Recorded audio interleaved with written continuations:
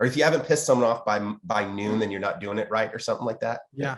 Yeah. Yeah. The worst thing you can be in marketing is lukewarm. So Oh, you're want to draw a line right. in the sand. The Move Entrepreneur Evolved podcast. Get on it.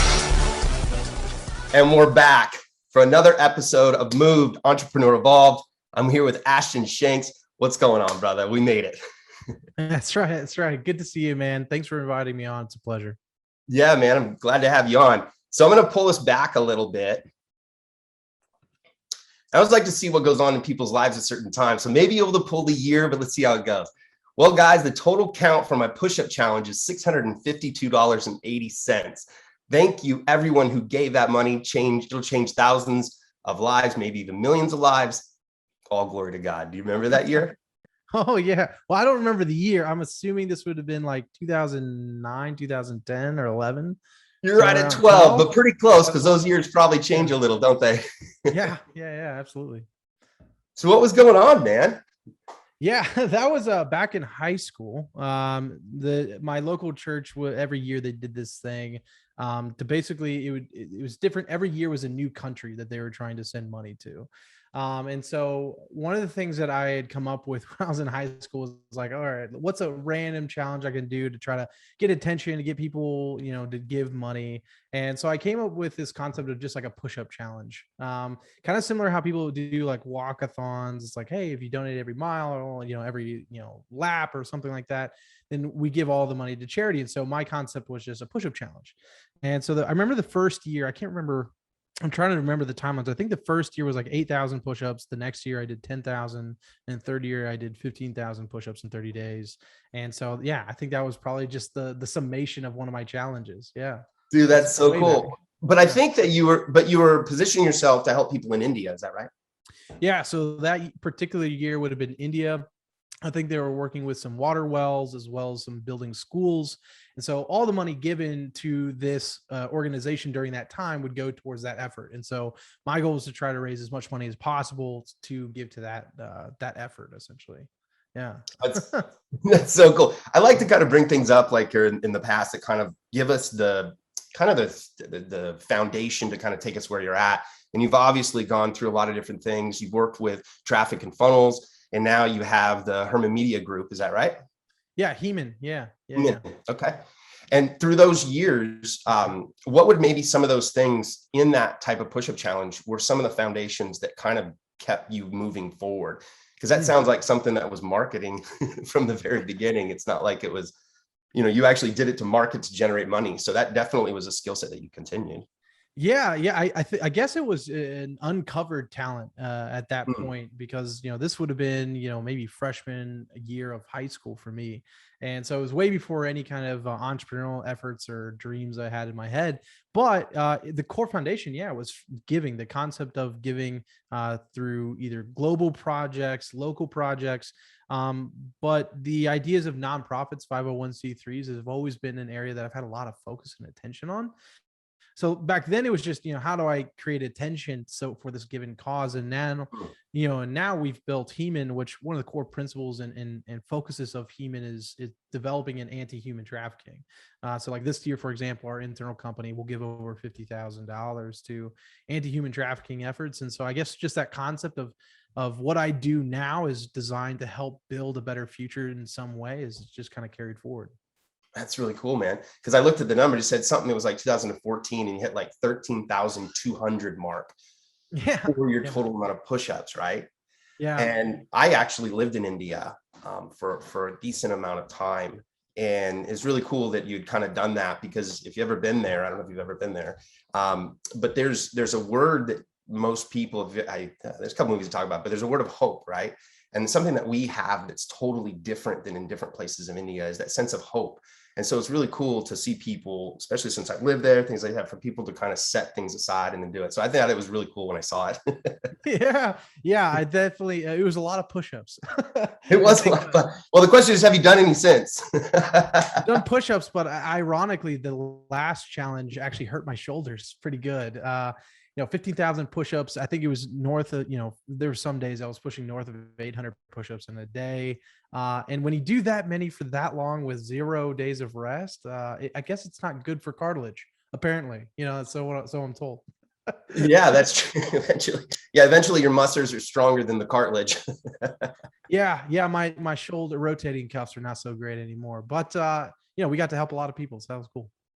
Yeah, that's really cool. So that transition, do you feel that that was more of a marketing thing for you that kind of gave you a foundation in that? Because I mean, some people in high school, that would just call you a hustler, right? You were just hustling and figuring new things out.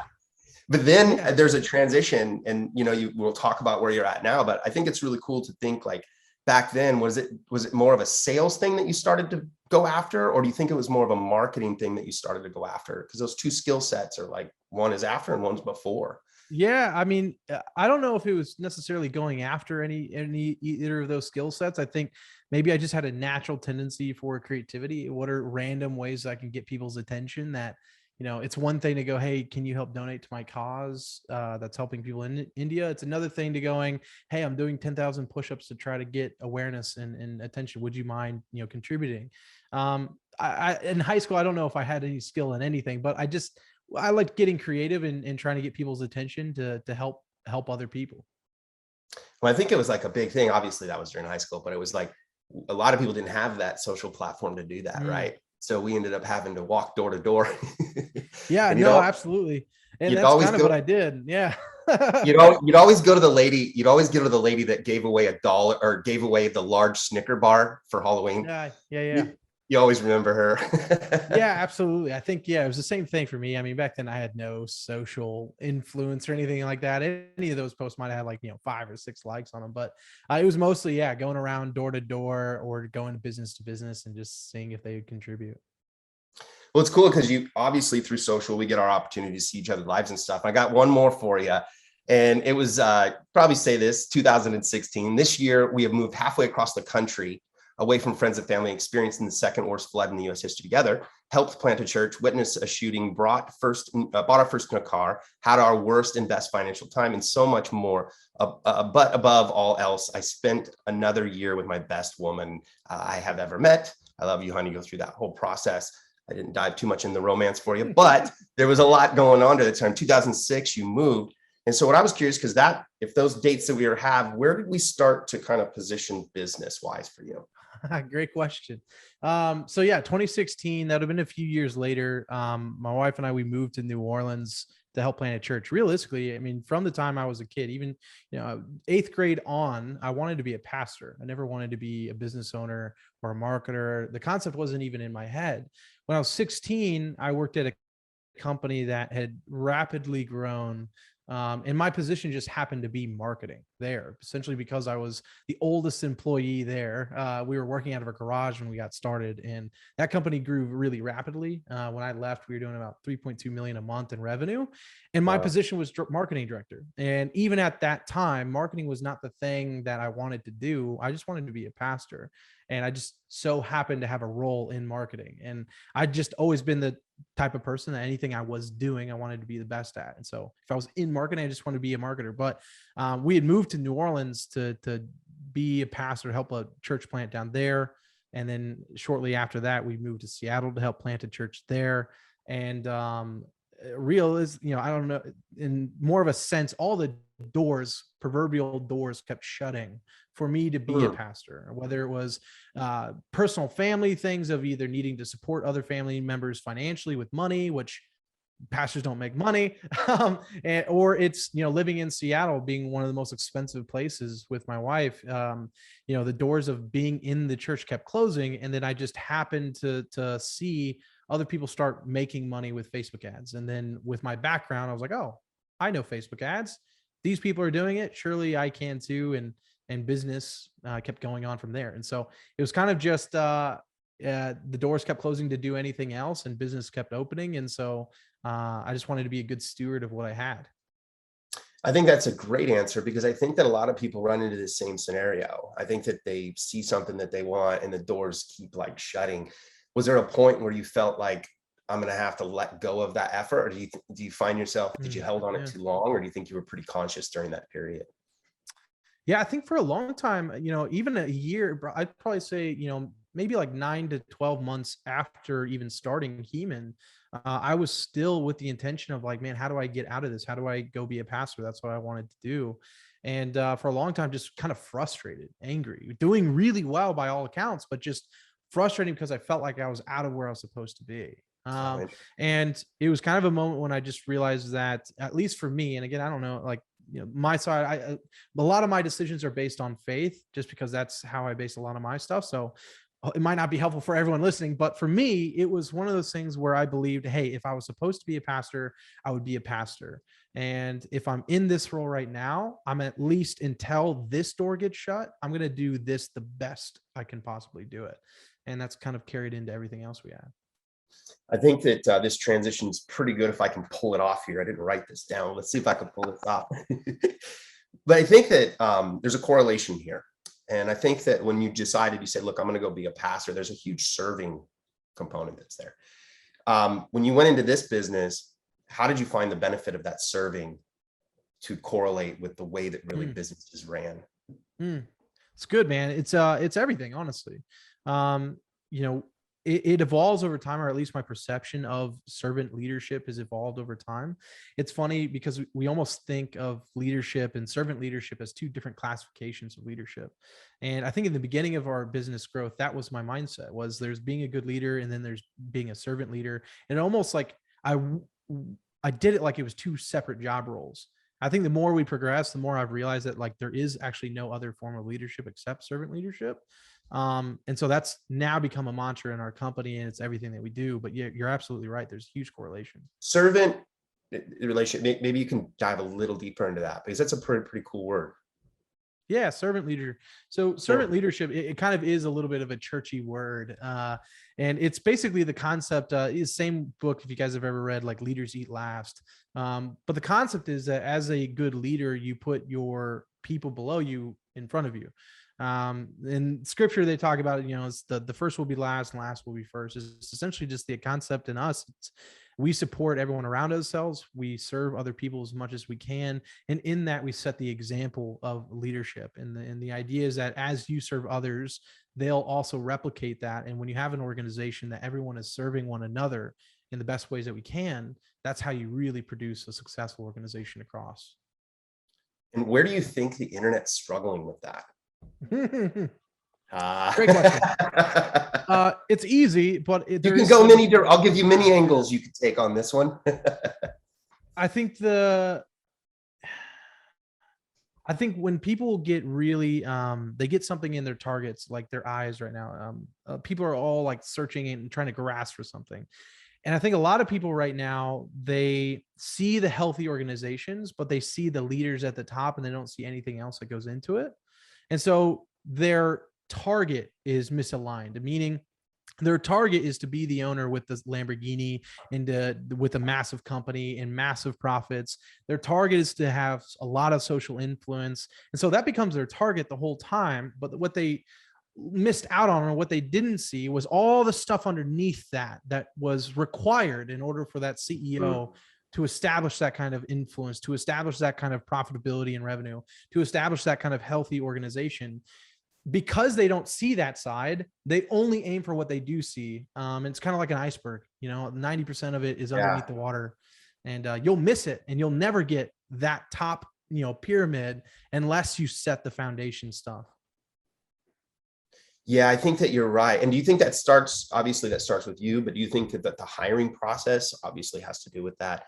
But what were some areas that you missed that in the beginning? Because I think that that's how do I say this right? Everybody wants to give back, right? Many people start their companies saying, I'm just going to go make a bunch of money and then I'm going to start donating. And you're like, you haven't even made any money yet. So where does that mentality kick in? You start a business and then you have this idea of, your leadership, that you got to sell too. So there's a little bit of maybe a caveat there. Where do you see that issue with people?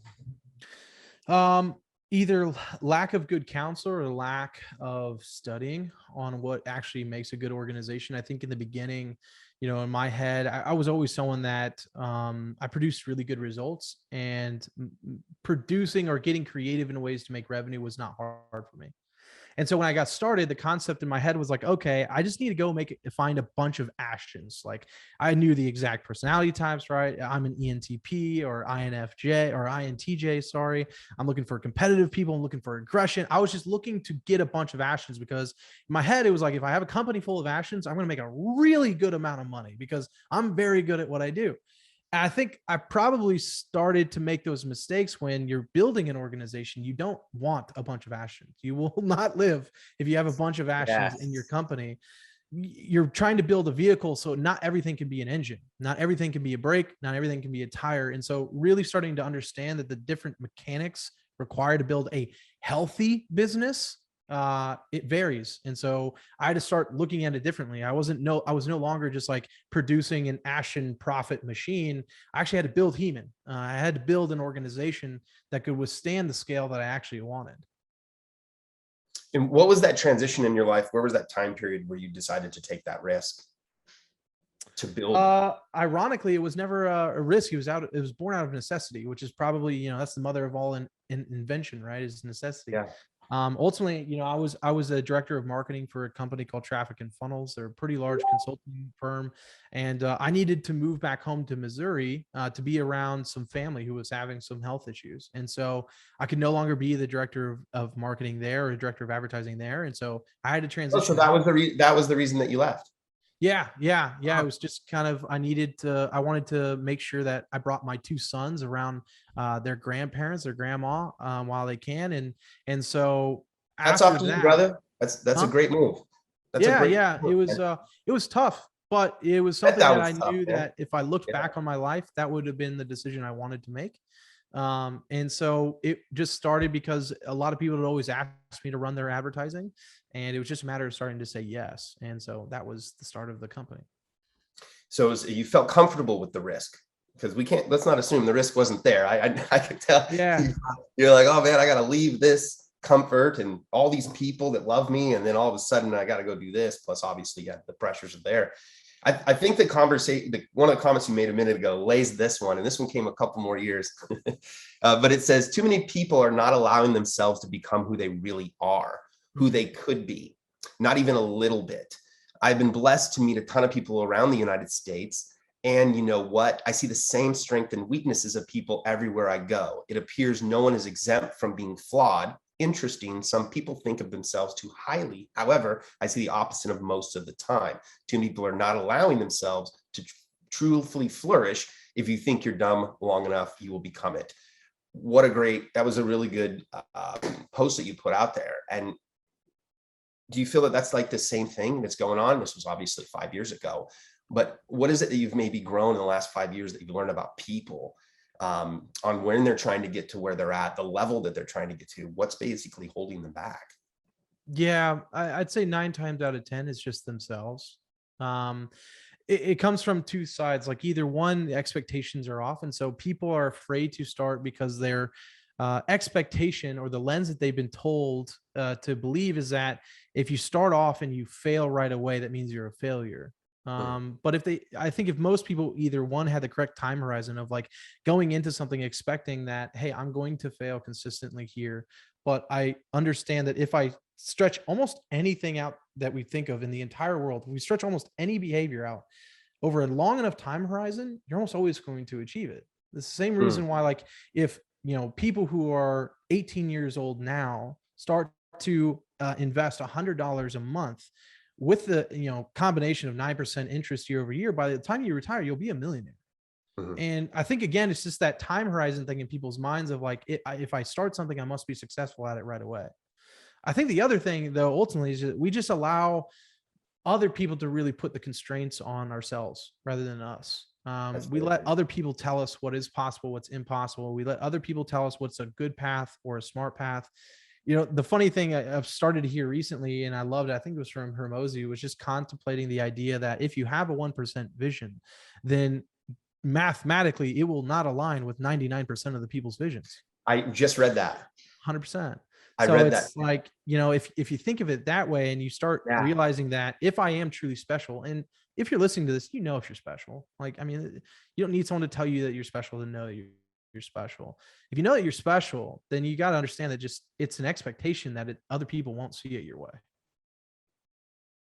Yeah, and if you know you're special, you're gonna have to kind of fight through that for that like light bulb to shine, because you're kind of shining yourself in the beginning, right? It can be. I think the hard, and this is kind of more harder advice that I have for most entrepreneurs, and this is speaking more to entrepreneurs. I don't know who in all listens to you, but if you are someone with a 1% vision, then understanding realistically, like if you need other people's motivation to keep you going, probably not going to make it Yeah, realistically. yeah, totally No. right. If Yeah. you are a 1%er, and someone who has that kind of high ambition, the fuel that you need from other people, it's nice to have, but if you need it, you're not going to make it. So you got to find something that'll motivate you regardless of what other people are saying. Yeah, you have to be willing to like go pick up those bricks, like when there's no reason to pick up those bricks, Yes. and then move 100%. them. And then you're like, you got to be willing to go move those bricks into the wrong area, and then go, oh, I was supposed to move the bricks over there. God damn it. I got to put all that stuff together, and upset about yourself. But that's part of like the process. What are the things now, you went through this process, you decided to start an ad agency. Was the ad agency the first thing that you started? Yeah. Well, in my entire life, no, but as far as what we I mean, have during now, for this transition of yeah. period. The agency is still our core business. Yeah. And when ads have been going into this technicality, I've been running ads for a long time, going back to AdWords. Yeah. Yep, been around for a while. And in that transition, we get a lot of people that are complaining about Facebook ads over the last couple of years. Since you're deep into it, what's your thought period on that? Is this just a complaining period? Is it you're not getting good enough? Is it you need to just be better? Or are we finding a platform change from Facebook to YouTube to, TikTok and all of that? Yeah, it's a mix of all of it for sure. There's definitely, sides to it to where you've got to just get better. Things will always evolve. It doesn't matter what you're doing. Doesn't matter if it's Facebook ads or marketing in general. It's going to evolve. And anytime it evolves, there's always going to be, the people who really paved the way. There's going to be the people who study the people who've paved the way. And then there's just kind of the consumers at the end. And they're typically last in line to get any and all information. And normally when they get that information, there's a small time horizon to actually implement that feedback and get good results. So what we're seeing right now is just a bunch of people who have never really thought to how do I get better at this, or how do we do better marketing? And they're just like going, oh, the funnel maps that I was given no longer work. Everything sucks. And so there's definitely ultimately the core thing is to get better at it. But there is platform changes, and it'll continue to change too, especially as people get more and more sensitive to how platforms are allowed to use their data. That's ultimately where all of this is stemming from, is that, platforms believe, hey, how do we increase shareholder value? Well, we create bigger trust on platforms. How do we create bigger trust on platforms? Well, maybe we can stop tracking them as so much. And we tout that as our thing. And ultimately that was a move by Apple to corner off Facebook's ad revenue so Apple can gain more. But, what they'll say is data privacy. And so we need to change the platforms to protect consumers from us abusing their data. And with that comes massive, algorithm changes, platform changes. Right now, the biggest problem is just attribution and tracking issues that Apple is no longer allowing that data to pass back into the platform. So platforms are having a harder time to adapt. Yeah, I think that, and in fact, this has never changed, right? If you're in any form of marketing, this just goes from paper to, Right. mailers to like all those things that are changing. But I think that one thing that a lot of people do is it's almost like this frustration. And I got to admit that many years before we did SEO and stuff, and I can't tell you what it felt like. You'd get something, then you'd have a client and you'd get somebody there, and then all of a sudden it'd fall off. And it was like this never ending feeling that it never went away, But that's kind of, nothing's really changed in a way. I mean, there's always the people are like, I wish it would have stayed the same. And the new people is, I just found a new opportunity. Yeah. Yeah, I noticed. It's Go. I was just gonna say it's always kind of a system that as processes get easier, typically people get lazier. We get really frustrated right now because 2 years ago, man, Facebook really was a place that you could throw up an ad, almost any ad, and print money. It was pretty incredible. But even if we look at things now compared to back before internet, back before TV, it was only print advertising, and you'd have copywriters and marketers taking 6 to 7 months just to write an ad. Now we get really frustrated, but that's just because most people are still writing an ad in 10 minutes, launching it, and assuming it's going to work because that's what they were used to. But really, it's just the process got better and the algorithms got better, and we just got lazier. Well, that takes me to a place I remember seeing, and I got to do my homework, right? So I paid attention and I saw that you did an ad in an airplane. Yeah. What I was curious about is how did that ad do? Because you think you have a lot of people that, they'll go out and, they don't have access. And obviously, as you grow, I would have done the ad in the airplane too. So kudos to you. Good move. Most of the people, though, they're like, hey, I want to do this ad. What was the change? Because I always like to have these conversations where it's like there's levels to the game. One time you're like, okay, I'm going to have a conversational ad. Then I'm going to have a text ad. And then I have an ad that has me next to a Ferrari. And an airplane does that. Certain things do that. What do you find value, or how do you find conversions when you add an element? I want to say a sexy element, probably, maybe. Yeah, clickbaity. Yeah. How did you find yourself in that ad do? Because I remember seeing it. Yeah. So it goes two different directions. I love that you asked this question because we still get shade on it all the time inside of our ads, and it's funny. You get shade on it? Dude, all the time. Do you really? Oh man, so many times, dude. So many. I mean, there's another one that's like that jet. There's a picture of us standing outside of it, and we use that one to test. And a bunch of people are just like, "Oh, we paid to stand outside of a jet and take a picture." Or there's people that are just like, I guess there's people that can rent a jet that you don't actually do anything. It's just, I guess, it's like a set prop. So I guess a lot of people thought that's what we were doing. Totally gonna ask you it.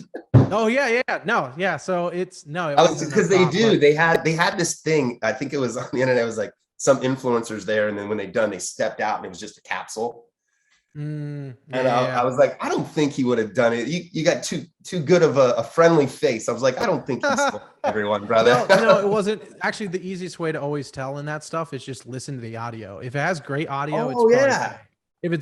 If it's real, the audio is going to suck because it's loud. No, I mean, so really what we were trying to test there was we always know that a fancy car or a jet gets higher click-through rates. It's just going to stop the scroll. You see a guy in a jet or a guy next to a Ferrari, you're going to stop scrolling.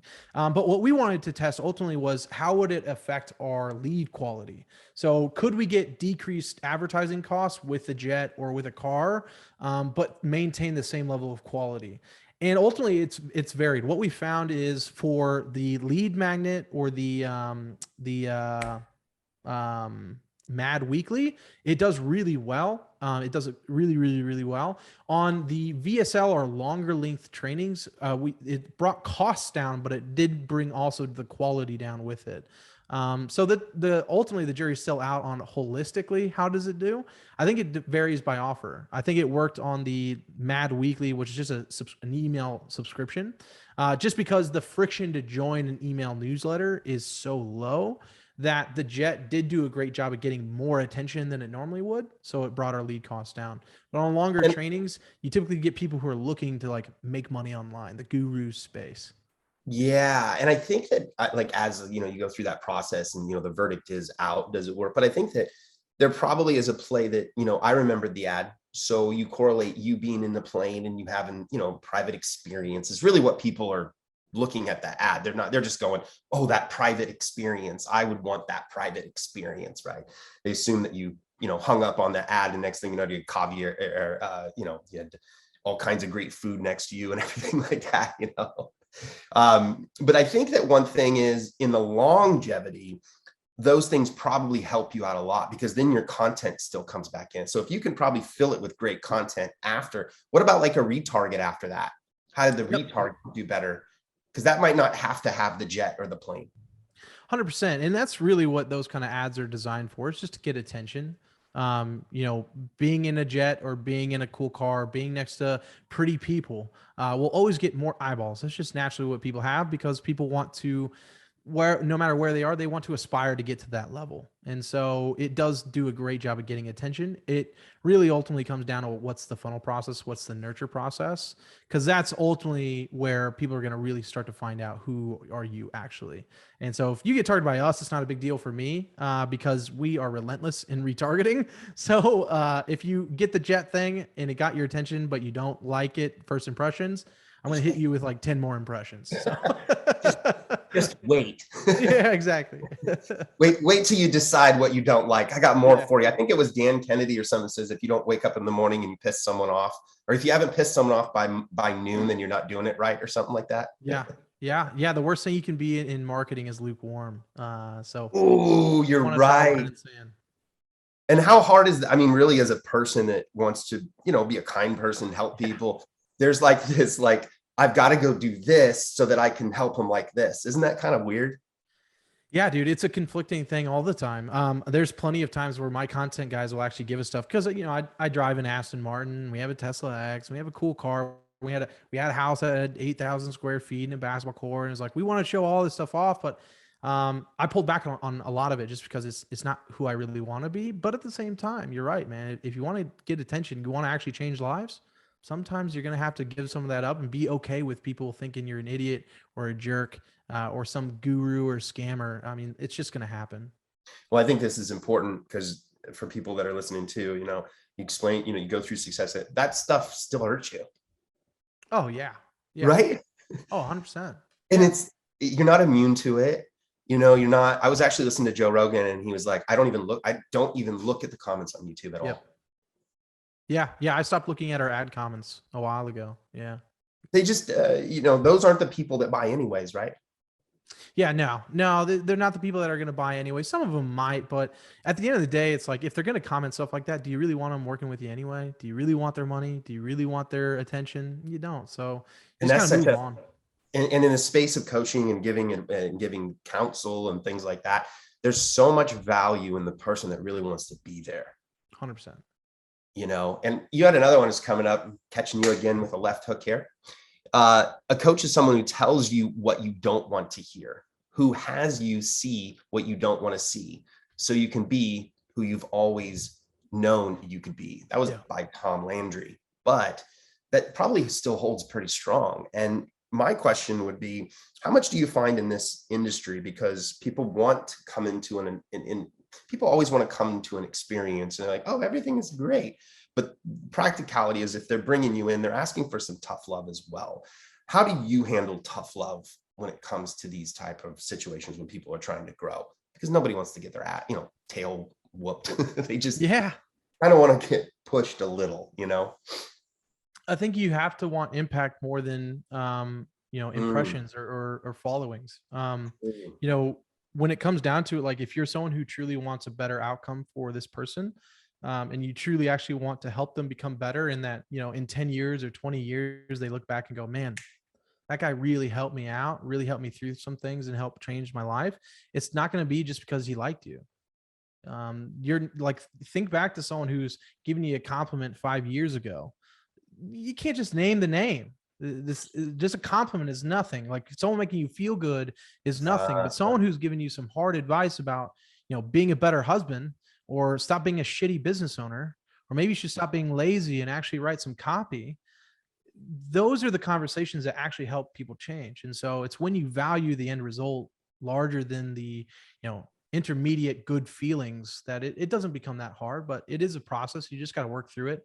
And I think you ultimately just have to remind yourself that, like, if you're someone who's afraid to give that advice, you're not really a coach. You're just a teacher. Teachers teach. They just give you what the info is. You study it. You hope you pass the test. A coach is someone that actually works you through it. They're designed to help get you from point A to point B. And if you're unwilling to step in the middle, then you're not actually a coach. You know what? That you could probably reiterate that. I think that this is something that I often think about, because a coaching environment many times is pushing you through a very uncomfortable situation. You're right. A teacher, you look at the difference in even a school. We were talking about high school, right? And you think about school, you think about like a high school math teacher. They're definitely going to treat you different than the football coach. Mm-hmm. Yeah, you nailed that's pretty good. You're right. And at the end of the day, they're going to ultimately mold you with what you naturally have, and then they're going to push you through. Sometimes they're not as pretty, a coach is, I guess. But yeah, a teacher sometimes is going to want to give a lecture and then leave. Not there's nothing wrong with that. Yeah, that's a valid point. What's on the new horizon for you? You've got the media company that's here. Have you decided to keep yourself as a sole, this is going to be my Apple and I'm going to diversify through Apple, or do you find yourself looking at other business ventures? Yeah, no, we so our true company's name is the Hemon Group, and my idea was always to try to build a conglomerate. I'm a builder. Someone who loves to create vision, create momentum, inspire, get it trained up, and then let me build the next project. And so we have Hemon Media as our core agency. We're also acquiring other agencies right now of email. We acquired a creative agency. We're doing a content division inside of it here soon. But then essentially what we're building is the machine that can build other companies. So, our next one is we have a software company that we've created. We have Hemon X, which is basically a in-house media buyer training and development program. So, hey, you don't need an agency, but you have a team and they need to really get better results, or you need to train them up. Or what we've added on as well is the Hemon X recruiting arm. So we have essentially in-house media buyer development or advertiser development. Then we have the recruiting arm that helps recruit those media buyers. And then we have a mastermind for agency owners. And then we have an e-commerce store. Should be the start of next year, but just continuing to build. Yeah. Have you done e-com yet? Yeah, we have. I've had two in the past. One did very well. One did terrible. But at Hemon Media, we manage about 5 million a month in spend, and probably about 60% of that spend is in the e-commerce, industry. Yeah, e-com is fun, right? I did a lot of e-com, and e-com's a different beast than coaching. It's absolutely. You're an aggressive savage in e-com. Yeah, we love to push the boundaries and see what we can do there. Yeah. That's really cool, man. And what about you? What about you? You're a traveler? What is there some things that people don't know about you? You got any funky hobbies? Are you a pickleball player? Are you Not as many as I'd like? Honestly, just the past several years have just been work, and that's been my hobby, and that's been my day job. But ultimately, my life right now is I have two incredible kids. I have a 3-year-old son, a 1-year-old son, a wife that will be married 8 years in August. And right now it's, I think it's just foundation, really putting in all the work into the company to make sure the foundation's good. And so that as I become a builder, more than anything, my time gets returned more back to me. And I want to make sure I'm getting more time with my kids and be able to do those vacations. But actually, ironically, I'm not much of a traveler. I do travel a lot more for speaking, but I'm a habit guy. So I have my typical morning routine, go to the same gym, go to the same coffee shop after the gym every day, go to the same lunch. And really my variance time is after work. So it's like, where are we going for dinner? And that's like my entire day. And I'm once I get out of that habit, I typically get off flow a little bit. Yeah, it's kind of funny how that happens, right? It's because you got so many things going on. And if you can just get this flow kind of moving, that's cool, man. And what about family? These are some young kids, man. You probably got some cool plans. You got any type? Do you have anything that you're like, man, I'd love my son or my daughter to do this? Do you have any? It's everything, honestly. I grew up very, very unwealthy, anything. We grew up very poor, and so it's so funny. I think my son has ridden on a private jet like 4 or 5 times, and that's 4 or 5 times is more than I flew on a plane till I was like 14 years old, maybe even further. I think growing up, our vacation was grandma's house, and that was about the biggest vacation we've had. Yeah. Dude, that's cool, man. Well, Ashton, you've been amazing, man. This has been an incredible thing. And I kind of like digging in a little bit. I think that people that see you in your business and things, but, I think that people seeing you from other things that you do is also cool as well. Where do people find you? Yeah.